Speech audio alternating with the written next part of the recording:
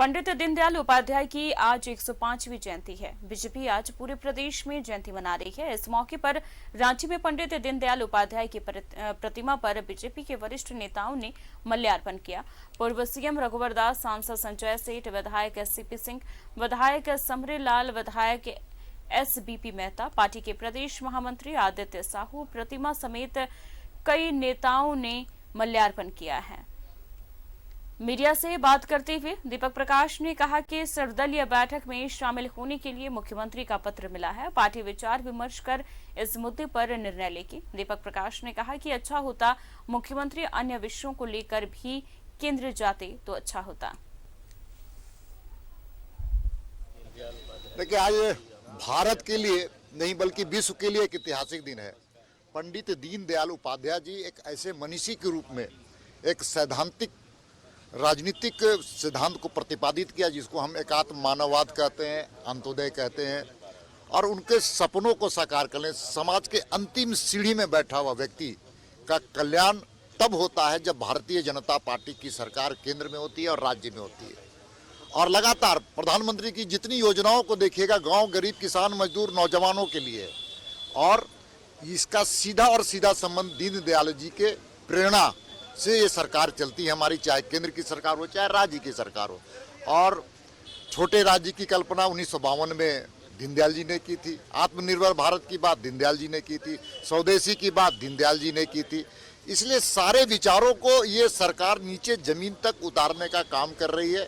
और ऐसे समय में भारतीय जनता पार्टी का एक एक कार्यकर्ता आज इनकी जयंती के अवसर पर रचनात्मक कार्यक्रम कर रहा है। कहीं रक्तदान, कहीं पर हम सब लोग मिलकर के कोरोना के बारे में जागरण करने का, वैक्सीनेशन सेंटर में ज़्यादा से ज़्यादा वैक्सीन ले, ऐसे कई रचनात्मक कार्यक्रमों का आयोजन भारतीय जनता पार्टी लगातार कर रही है। सर, आप लोग जाएंगे सर?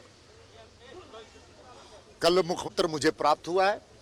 पार्टी सामूहिक नेतृत्व और सामूहिक निर्णय पर विश्वास करती है। हम लोग विचार विमर्श कर रहे हैं, बाकी का निर्णय आपको बता दीजिए। बीजेपी जातीय जनगणना को लेकर मिलना नहीं चाहती प्रधानमंत्री जी ने गृह मंत्री जी से, अशोक जी गृह मंत्री जी से, और कुल मिलाकर हम कह सकते हैं कि अभी हमारे पार्टी में सामूहिक हम लोग चर्चा करते हैं, सामूहिक निर्णय आएगा और उसके बाद विचार करेंगे।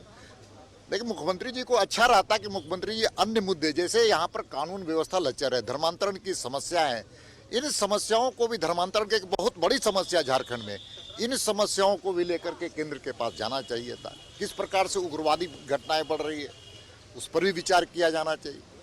राजनीति नहीं करते हुए राज्य के हित में हम सब लोग विचार करना चाहिए।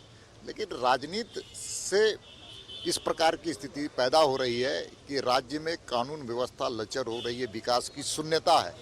केंद्र सरकार की योजनाएं लगातार जमीन पर उतारने का काम राज्य की सरकार नहीं कर रही, अधर में पड़ा हुआ है। राशि आ चुका है लेकिन उसका क्रियान्वयन नहीं हो रहा है। बिजली की हालत खराब है।